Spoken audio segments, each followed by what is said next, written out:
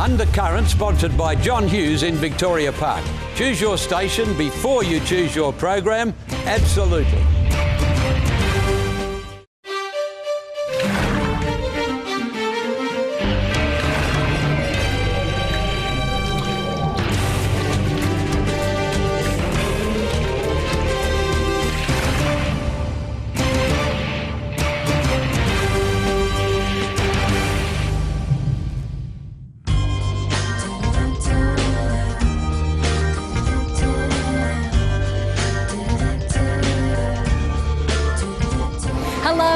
Welcome to the final episode in the Best of Undercurrent series. I'm Christy Mulliker, and you might have noticed that this week finds us yet again in our new time slots of Sunday night at 8 p.m. and Monday nights at 7 p.m. and various other times throughout the week.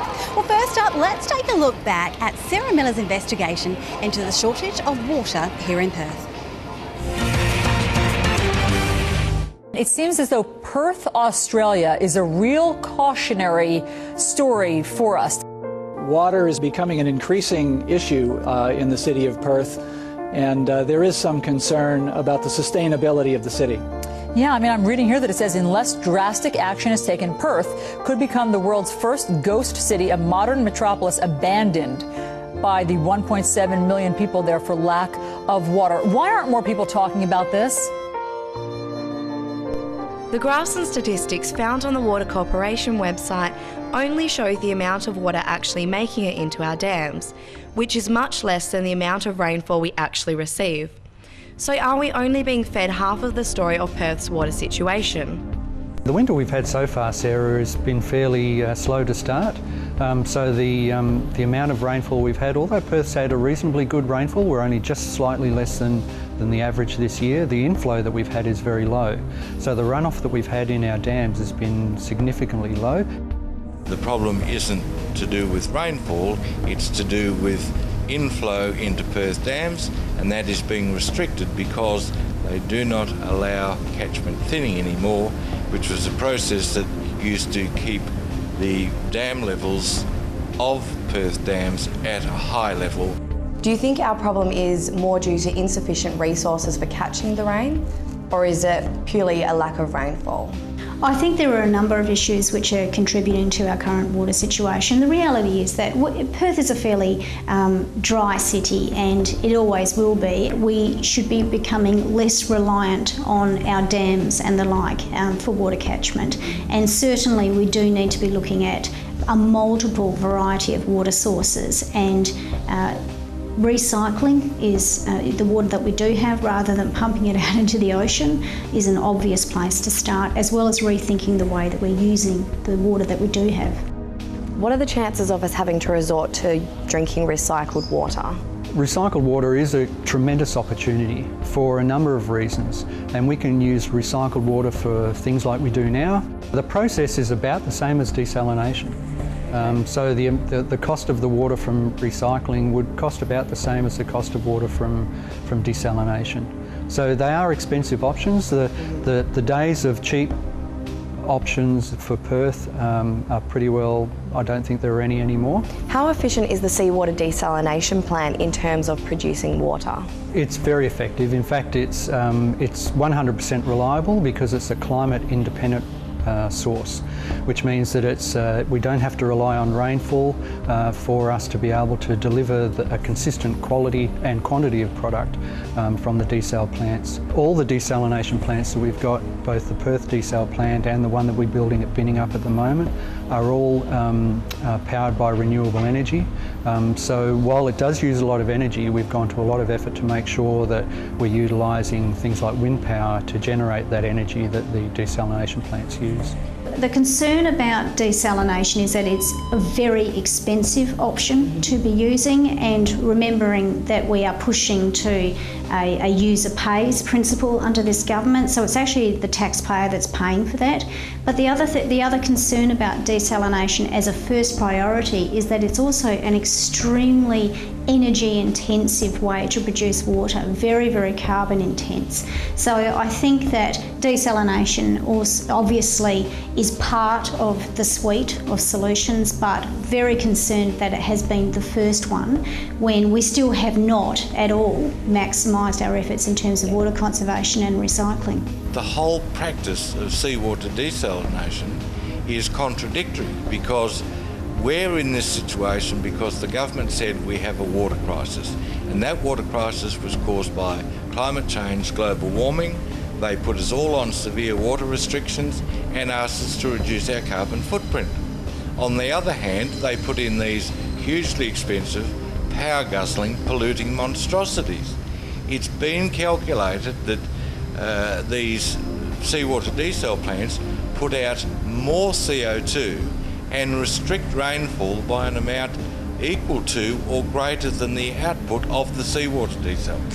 Seeing as they've just approved a $850 million extension for another desalination plant down the southwest, I just think it's crazy. It's a hell of a lot of money, and the government should be looking at other water efficiency, products and services that are out there. Water efficiency toilets, a water efficiency washing machine, water efficient irrigation systems, if any. I think people want to be able to look at localised water recycling, such as grey water systems and the like, but generally people need to have assistance to be able to purchase these things. And so the first thing I would say is that it's actually important that we do look at some sort of government subsidisation for these sorts of schemes.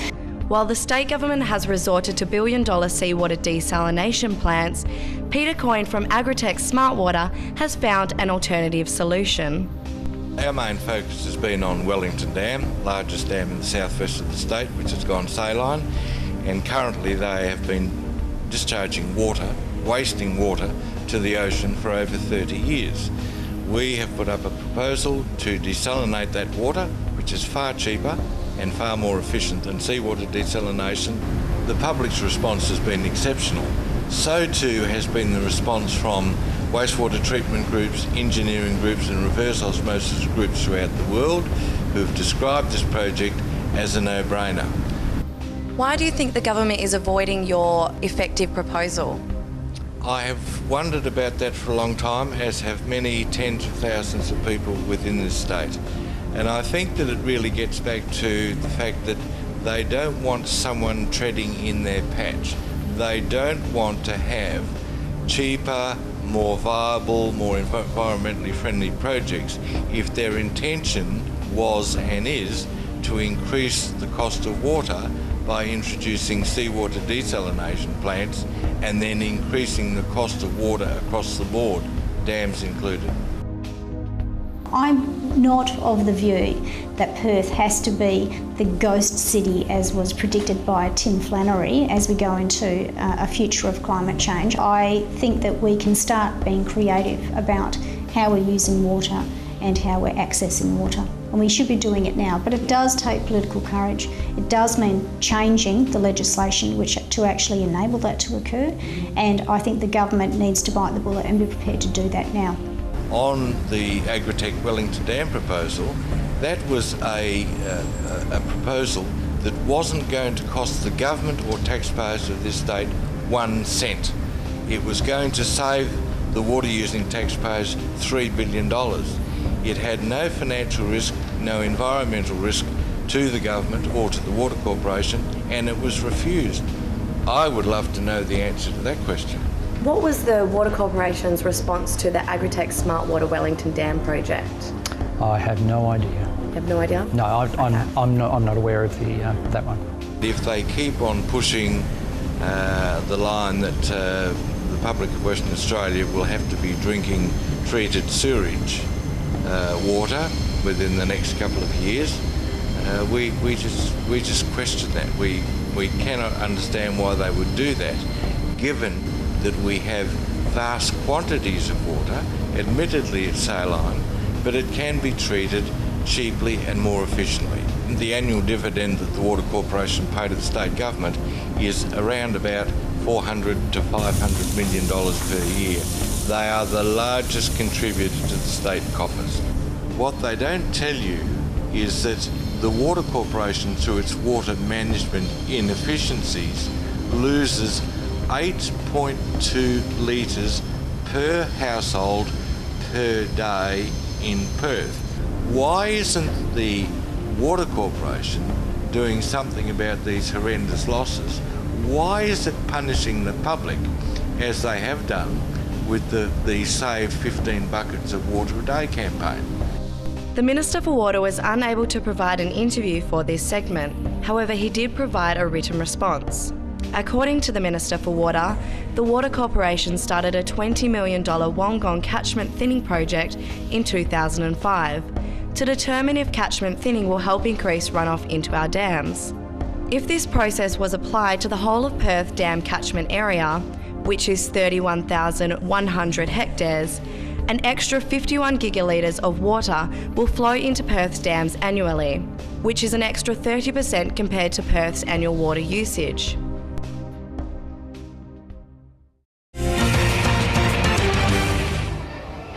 Well, already in this episode we have Sarah Miller very busy indeed. So now let's take a look back at a story aired last year on forced adoptions.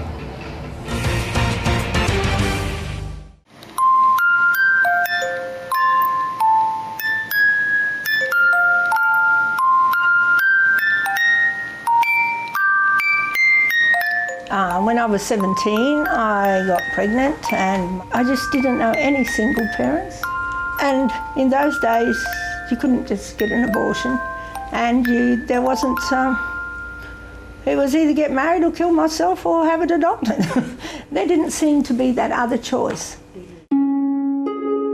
Helen's story is just one of thousands of Australian mothers forced to give up their babies in the 1940s to the 1980s due to government legislation.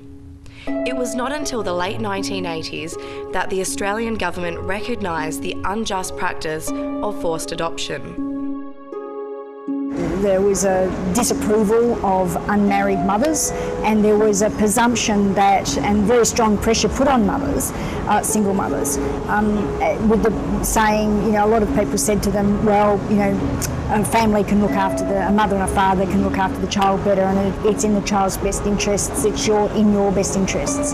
The powers that be, including government, more or less sanctioned the taking of children from very vulnerable, many of them young women, because there was a sense that that was in the best interest of the child. All of the states of Australia seem to have been involved in some way or another in terms of these practices. They were very strong adoption policies at the time. Many women found and report now that they simply were forced, that there was no option given to them. The only option was for them to sign a piece of paper that relinquished the child. In my case, that was the process. So one day a man comes in and to the hospital, because I was a single mother, and says, you're giving your child up for adoption, you have to sign here. Some of these stories that I've heard firsthand from mothers who were forced to give their children up for adoption are harrowing. Mothers who had their faces covered or shielded so that there was even no sight contact with the child at the moment of birth. Mothers who snuck out of their hospital beds down to the nursery to try and get a glimpse of their child that they'd been given, they'd given birth to. And everybody that we've met, lots of women in over the years who've lost their children to adoption, who've tried to go and get them back, even the next day, and been told, no, you can't, no, they've been already adopted or they've been taken away. Or in Tasmania, a lot of mothers were just told their child was dead. So it's important to note that this has happened in Western Australia. And so there's been a very strong campaign focused on forced adoptions and recognition that forced adoptions occurred. And so there's been quite strong campaigns, and I am pleased to say that the West Australian government recognised that this was a past injustice and has made an apology. I thought it was very good to have that formal apology there for the reasons that it acknowledged that things weren't done legally and correctly, and that it was a bad way that mothers were treated. Well, I hope the Barnett government doesn't decide that the apology is the be-all and end-all, because that is a risk. An apology is only one part of this. That's really very much the symbolic aspect. What we need to do then is make sure that you have support services in place. So I hope out of the Senate inquiry that the federal government recognises that there is a need for boosting of support services for women and their families. The government's never assisted me in any way. I would think what's needed to help people who are still in a lot of pain is access to counselling, etc. And another thing that's needed to help people is being able to find their families. That's the only thing that helped me heal, finding my daughter. Because the numbers are quite remarkable. I mean, we're not talking about 1,000 or 2,000 people here. We are talking essentially about tens of thousands, if not a couple of 100,000 women directly impacted. But then, of course, there's the children. Dare I say, and government doesn't like hearing words like compensation, but dare I say that may need to be something that is considered in the longer term. We would really like to have adoption abolished, that where a child needs the permanent care of somebody other than its parents, you have a guardianship, and that they're not owned by different people without rights to their own name, family history and things like that.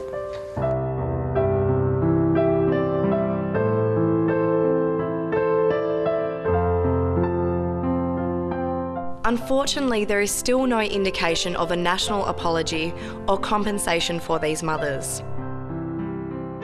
I'm Sarah Miller reporting for Undercurrent.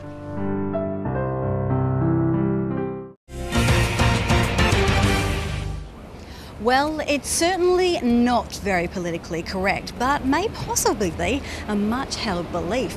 Are Asian students smarter than us Australians? Well, this week, Janae Tomlinson took to the streets to find out what you think.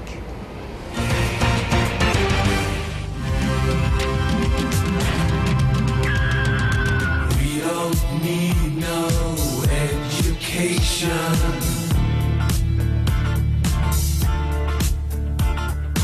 We don't need no thought control.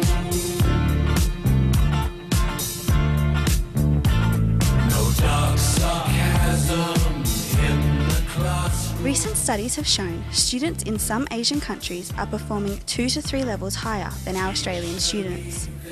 We hit the streets of Perth to see what you think about this, and if you think we should model our education systems on those in East Asia. Why do you think Australian students aren't performing as well as Asian students in schools? I don't know, they probably work harder, I guess, eh? Asians are smart as well, but coupled with that dedication to work hard, they really do well academically, yeah. They're probably more dedicated and more applied than what Australians are. More work and less surfing, so. I think Asian students, they have more pressure from their family. That Asians were raised differently, because they're probably from a hard background, so they're probably drilled into actually learning more and stuff like that, and they're more serious in that approach. Do you think it's a cultural thing? Yeah, I think us Aussies get a bit slack, yeah.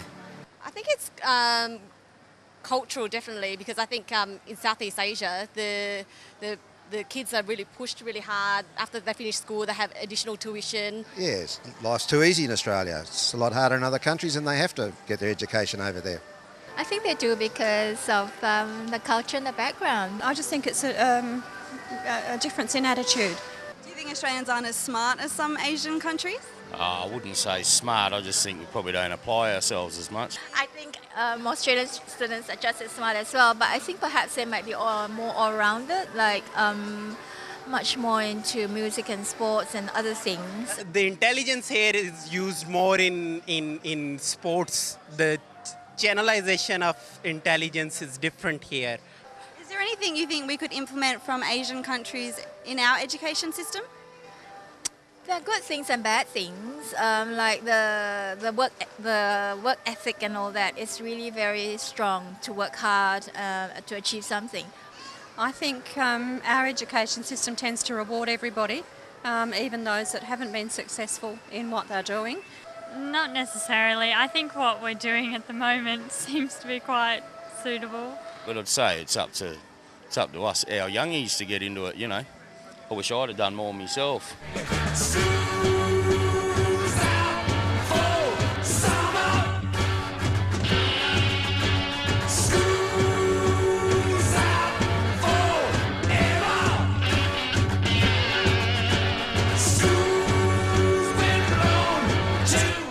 Everyone seems to be well aware of the cultural difference between Australians and those overseas. Maybe we should also consider this as well as our education system. I'm Janae Tomlinson reporting for Undercurrent.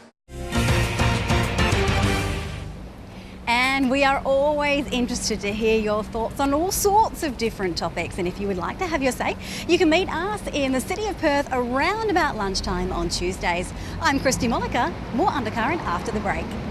Undercurrent, sponsored by John Hughes in Victoria Park. Choose your station before you choose your program. Absolutely.